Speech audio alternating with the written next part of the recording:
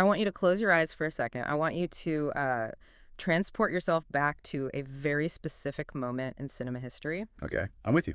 It's 1982. You are sitting in a dark theater. Mhm. The film is Poltergeist. We are hurtling toward the climax of the movie. It is pouring rain.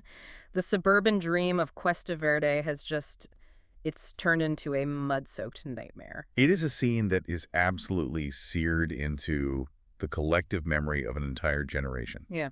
I mean, it is the definition of a nightmare scenario. It is. And the mother, Diane Freeling, played by the absolutely incredible JoBeth Williams, she is running through the backyard, desperate, frantic, trying to save her children. The sensory overload is... Yes. It's incredible. The rain, the screaming, the mud, it's so visceral. Exactly. And then she slips. She falls into the excavation pit for the swimming pool, which is just filled with this thick, brown, muddy soup. Right. She's thrashing around, trying to claw her way up the slick, muddy banks, and then things start popping up out of the water around her. Skeletons. Dozens of them. Dozens of them. Grinning skulls, rib cages, rotting corpses floating up to the surface. She is literally swimming in a soup of the dead. It is terrifying. It is movie magic at its absolute finest. Except, here is where we have to stop the tape. Okay. Because what if I told you that what you are seeing in that scene isn't magic, and it isn't a prop?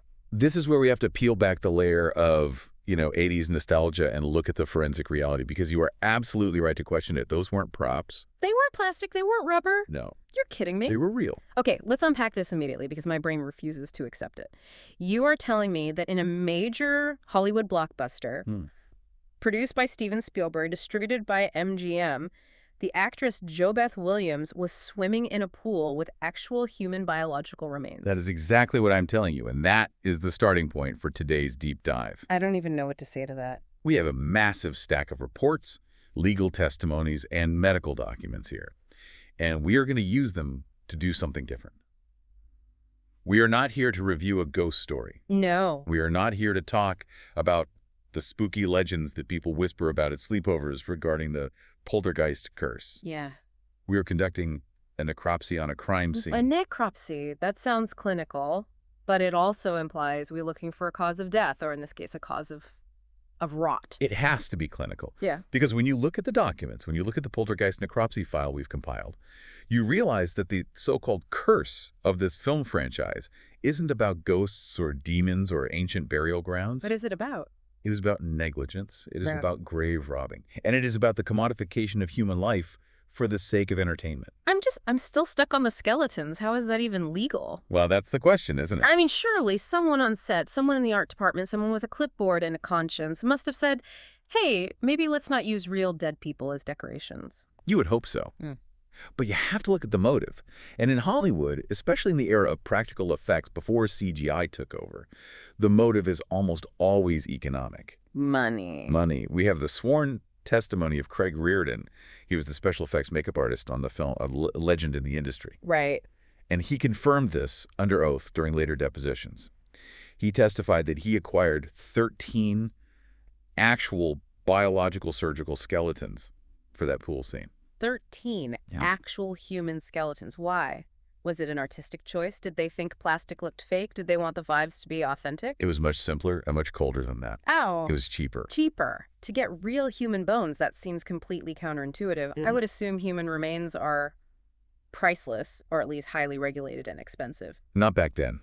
You have to understand the manufacturing landscape of the early 1980s. Yeah. If you wanted a realistic skeleton made out of rubber or plastic, you had to pay for a sculptor to create the master model. Right. That's an artist's time. That takes weeks of artistry. Then you have the molding process, the casting, the painting to make it look aged.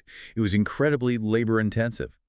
A high-quality replica could cost thousands of dollars per unit to produce from scratch. Okay, so the labor costs for fakes are high. I get that part. Right. But a real human skeleton, sourced from a medical supply company, Yeah. that ran about $100 to $200 per unit. You could buy a human being's remains for $100. Roughly, yes. So the production made a calculation, a cold, budgetary calculation. Mhm. Why spend the budget to build a fake skeleton when you can buy a real one for a fraction of the price? That is absolutely chilling. It turns the whole horror of the movie into something tangible. It's not just a scary movie anymore, it's a documentary of desecration. Yes. You're watching a budget line item that happens to be a person. And that is the mission statement for this deep dive. We need to debunk the supernatural curse. People love to say, oh, the movie was cursed because they used real skeletons. Right, that's the story everyone tells. That implies some sort of ghostly revenge, which, frankly, trivializes the actual horror. The reality is much, much uglier. So what are we looking at? We are going to look at the human prop scandal, the red market supply chain, and the tragic, preventable deaths of the cast members. We are going to replace the ghost story with the cold facts of the report. Okay, let's dive straight into what you called the human prop scandal. I need to understand the logistics of this. You said they got them from a medical supply company. Yes. Specifically, a company called Carolina Biological. Now, usually, these companies supply skeletons to medical schools, universities, or doctors' offices for study. Okay. You've seen them. They are clean, clinical, bleached white bones, articulated with wire and pins. Right, like the skeleton in the corner of a high school biology classroom. Mr. Bones, it's sterile, it's scientific. Exactly. But that's not what a horror movie needs. No. A horror movie needs decay. It needs rot. It needs to look like these bodies have been buried under a house for decades, dissolving in the mud. So what did they do? The crew took these clean, clinical human bones, the remains of actual people, and they subjected them to what the report calls secondary desecration. Secondary desecration, that's a heavy term. What does that entail exactly? It means they treated the bones like a canvas. The art department took these remains and applied sculptured rubber, exaggerated textures, and decaying colors. Oh, wow. They glued things onto the bone to simulate rotting flesh. Yeah. They painted them with browns and greens. They took human beings and turned them into horror-themed makeup appliances. That is repulsive. I mean, thinking about it, these were people. They had names, they had lives, maybe families, and now they're being plastered with rubber to look scarier for a movie audience. It strips away the last shred of dignity. It really blurs the line between authenticity and performance in a way that makes my stomach turn. It creates a massive ethical breach. And the victims weren't just the dead. The victim was also the actress, Jo Beth Williams. Right, she's the one in the water. Please tell me she knew. Please tell me they at least warned her, hey, heads up, those are real femurs you're pushing away. She did not know. No. Are you serious? According to the report and her own later interviews, she was kept completely in the dark regarding the biological nature of the props. She spent 4 to 5 days filming that scene. 4 or 5 days in that mud pit. Yes, submerged in a tank of mud, water, and goop, surrounded by these skeletons. She was touching them, pushing them away, screaming in their faces. Oh my God. She believed the whole time that they were plastic or rubber. She was interacting with them as if they were latex creations from a workshop. Swimming with dead people for almost a week and having no idea. It wasn't until after the film was released that the truth came out. Can you imagine the psychological aftermath? I can't. The realization that you had been physically intimate, literally swimming with human corpses. The retrospective horror of that experience. I can't even imagine. That feels like a violation. It's a betrayal of trust between the actor and the director. You assume you're in a safe, simulated environment. You don't assume you're in a mass grave. If I found that out later, I don't think I could ever trust a production again. And that betrayal creates a very specific atmosphere on set. The report mentions that the set had a very heavy energy. It wasn't just Williams. Who else? Will Sampson, the actor who played the shaman Taylor in the sequel, Poltergeist II, he felt it too. The medicine man. Now, Sampson was a fascinating figure. He was a real-life Creek medicine man as well as an actor. And he reportedly felt the need to perform an actual exorcism on the set to clear the air. Because he felt the disturbance. He felt there were alien spirits that had been disturbed. Now, whether you believe in spirits or not is almost beside the point. Right. That speaks to the psychological weight of knowing you are working in an environment that has commodified the dead. It creates a pall over the entire production. It changes the air in the room. It brings up a huge question for me, though. We talked about buying skeletons for $100. Where do cheap human bones come from? I mean, you can't just walk into a store and buy a bag of femurs. Or, well, apparently you could, but where did they come from before they got to the medical supply company? That is the question that leads us into the darkest part of this story. I'm not sure I'm ready for this. We have to trace the supply chain back. Yeah. And all roads lead to the red market. The red market. I've heard this term. It's usually associated with the underground organ trade, right? Kidneys, livers. It's the underground or sometimes semi-legal trade in all human biological materials. Blood, organs, tissues, hair, and bones. And bones. And for nearly 2 centuries, the global capital for skeletal exports was India, specifically Calcutta. India. So these skeletons in the Hollywood movie, they were likely Indian citizens. Almost certainly. The report details that up until 1985, when the Indian government finally banned the trade, India was exporting an estimated 60,000 skeletons a year to Western markets.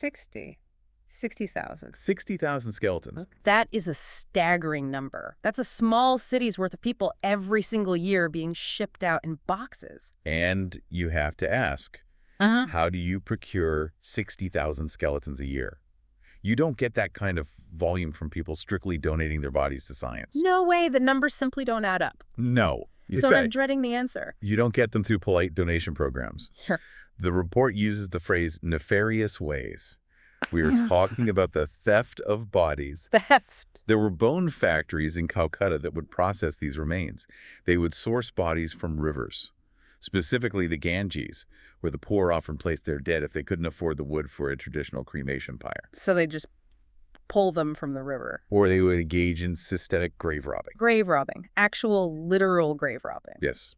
They would target the graves in impoverished communities, families who could not afford proper burials or who had buried their loved ones in shallow graves. Oh, that's just... The traders, often working for these processing factories, would dig them up, process the bones to remove the flesh and identity, bleach them, and ship them off to be sold as medical specimens. This is horrifying. So let's connect the dots here.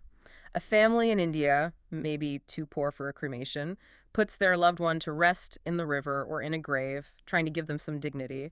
Someone steals that body, processes it in a factory, ships it to America. A medical supply company sells it to a movie studio. And then Steven Spielberg's production team covers it in rubber and throws it in a pool for a jump scare. That is the supply chain. It is a direct line from the exploitation of the global poor to Hollywood entertainment. Wow. The report calls it a colonial legacy of exploitation. It's the ultimate commodification. The production of Poltergeist didn't just buy props. They directly profited from the desecration of marginalized people halfway across the world. They took the remains of people who had no voice and used them as set dressing. That's it. It makes me so angry. It's grave robbing for entertainment. It's literally capitalizing on poverty and death. And when you frame it like that, the curse stops being a spooky story about ghosts getting mad because you move the headstones. It becomes something much more real. It becomes a story about karma, or at least about the moral rot at the center of the production. And that moral rot extended to how they treated the living, too. Which brings us to the Star Killer curse. Right. This is the part that everyone knows. If you know anything about Poltergeist, you know about the deaths. 4 cast members dying in 6 years. That's the statistic that fuels the legend. It's the thing that makes people say, don't say the name of the movie. It is. And usually the narrative is they moved the headstones, but not the bodies, so the ghosts kill the actors. That's the pop culture version. That's the campfire story. But that's not what happened. As forensic analysts, we need to strip away the ghost story. We need to look at the pathology and the legal failures. Because these deaths were not supernatural. They were tragic, biological, and in some cases, criminal. And blaming them on ghosts. It's a way of avoiding the uncomfortable truth. Let's start with the first one. Dominique Dunne. She played the older sister, Dana Freeling, the teenager in the movie. Dominique Dunne died on November 4, 1982. She was only 22 years old. So young. This was just weeks after the film premiered. She was just starting her career. Now, the tabloids love to link this to the movie. They point out the strangulation motifs in the film, the clown, the tree, the general suffocation themes, and try to draw a parallel. But that's just sensationalism. It is. The cause of death was homicide. She was murdered. She was murdered by her ex-boyfriend, John Sweeney. This wasn't a random act of a spirit. It was the culmination of a cycle of domestic abuse. This is what frustrates me about the curse talk. Yeah. It disrespects her memory. It turns a victim of domestic violence into a plot point in a ghost story. It absolutely does. It minimizes the reality of what happened to her. Precisely. The report details the timeline, and it is heartbreaking. There was a previous attack on September 26, 1982. Sweeney strangled her until she managed to escape through a bathroom window. That was the warning sign. That was the moment where intervention was needed. That was the escalation point. But it didn't happen. She wasn't protected. Not effectively. On October 30, he came to her house. They argued. He strangled her in her driveway for at least 3 minutes. 3 minutes? The medical examiner stated that the duration 3 minutes proved intent to kill.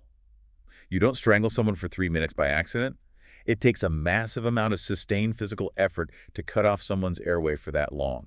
So where is the justice? That is the real curse. The curse was the legal system.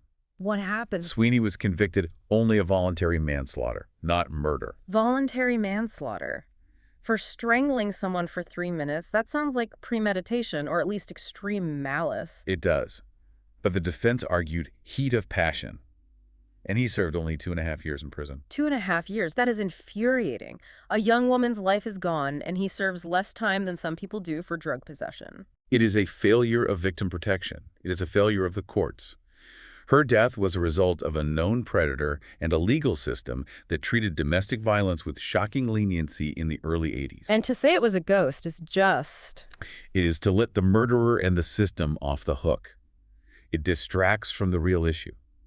Violence against women. It erases the crime. It makes it sound inevitable, like, oh, the spirits took her, instead of a man murdered her and the law failed her. It's a convenient narrative for everyone except the victim. Right. And when we move to the next major tragedy, the death of Heather O'Rourke, we see a similar pattern of erasing the real cause, which was medical. Heather O'Rourke, Carol Ann, they're here. She was the face of the franchise, the innocent little girl with the blonde hair. She was the heart of the movie. And she died so young, 12 years old. That breaks everyone's heart. February 1st, 1988. This is often cited as the definitive proof of the curse because it was so unexpected. A healthy-looking 12-year-old girl dropping dead. It defies our understanding of the natural order. Yeah. But again, if we look at the medical records, we find a catastrophic chain of errors. What actually happened to her? I remember hearing conflicting reports at the time. Some said she had the flu, some said it was a heart attack. It started much earlier.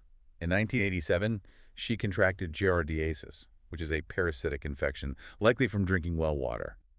But the doctors misdiagnosed her. What did they think it was? They told her and her family she had Crohn's disease. Crohn's disease is a chronic inflammatory bowel disease. That's a serious diagnosis for a child. It is.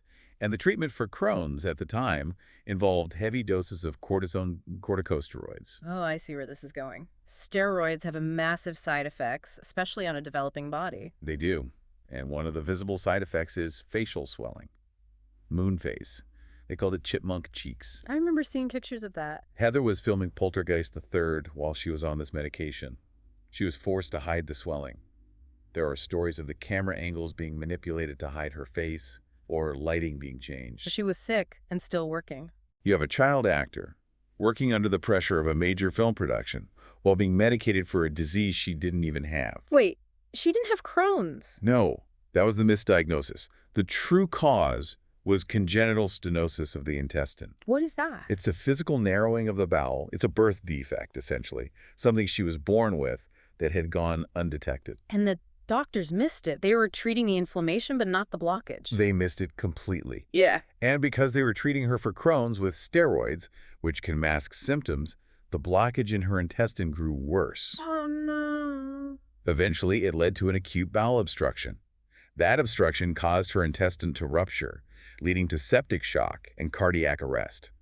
She died on the operating table. That is just, it's a tragedy. It's a medical oversight. It is a catastrophic medical oversight, Mm-hmm. but it also speaks to the physical toll of the industry. She was working under extreme duress, she was sick, her body was changing from the wrong medication, and she was still performing. It wasn't a haunting. It was a biological tragedy fueled by misdiagnosis.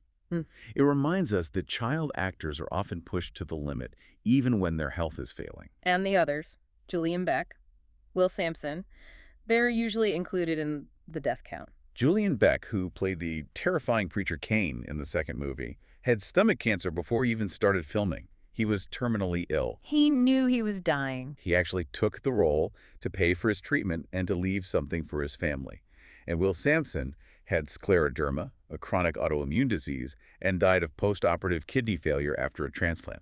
These are natural biological tragedies. Yes. So if we look at the board, murder, medical malpractice, misdiagnosis, cancer, kidney failure, none of these are paranormal. They're just the sad, brutal realities of life and death. Correct. But because they happen to people associated with a scary movie, we group them together and call it a curse. It's a way of making sense of tragedy. It's an easy answer. It's easier to blame a ghost than to blame the justice system or a doctor or the randomness of cancer. It simplifies the chaos of life into a story we can tell. But there is one part of the story where the danger wasn't natural. It wasn't a disease or an ex-boyfriend. It was the set itself. Yes. We need to talk about the clown, because this feels like active negligence on the day of filming. Ah, yes. The clown. The source of childhood trauma for millions. I hate that clown. Everyone hates that clown. If you've seen the movie, you know the scene. Robbie Freeling, the little boy, is in his bed. He tries to cover the clown doll with his jacket. He looks away. He looks back. The clown is gone. Classic jump scare setup. Bam! The clown is behind him, drags him under the bed, and wraps its long arms around his neck. It's a terrifying sequence. It plays on that primal fear of your toys turning against you. But what happened on set was even more terrifying. We're talking about the malfunctioning clown incident. What happened? So this was a practical effect. Before CGI, if you wanted a clown to choke a kid, you built a robot clown.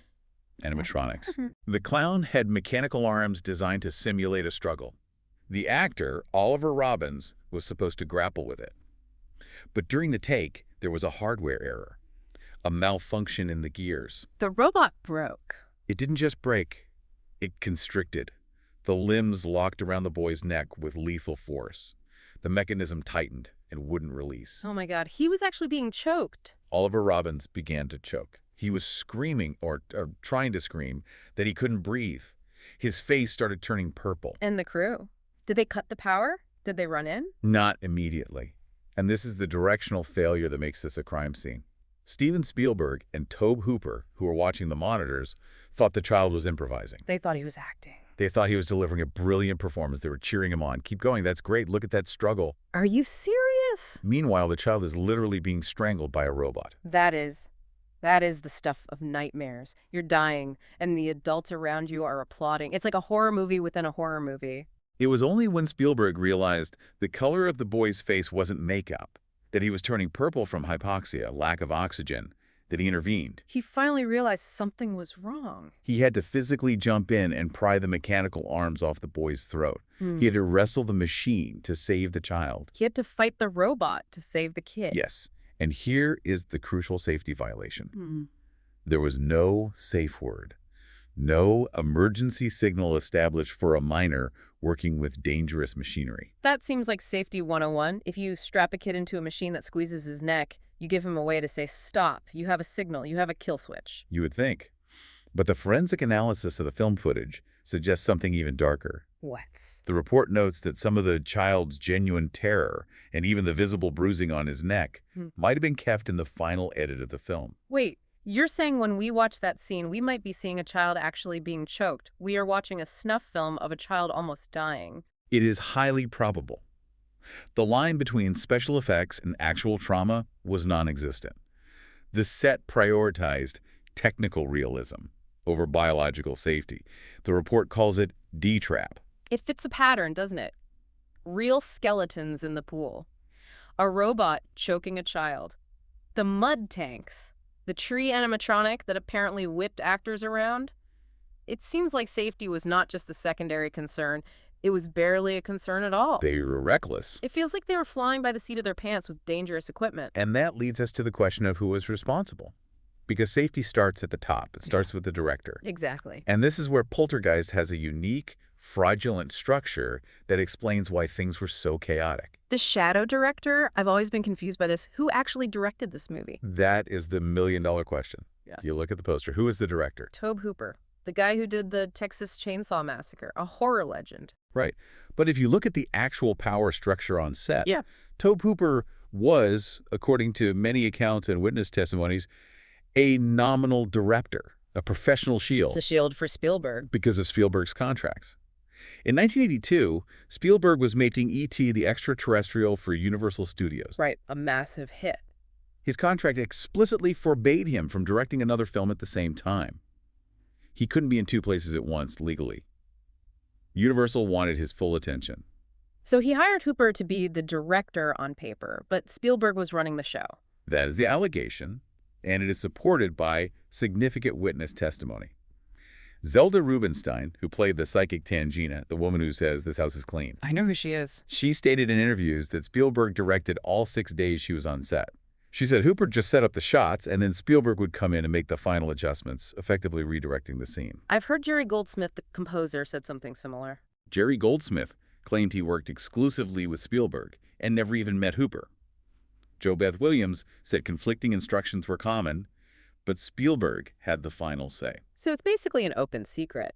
It was. You have a situation where the credited director is being undermined or sidelined, and the producer is acting as the de facto director. Why does this matter for safety? I mean, Spielberg is a great director. Wouldn't he be safe? Not necessarily. When the chain of command is blurred, accountability crumbles.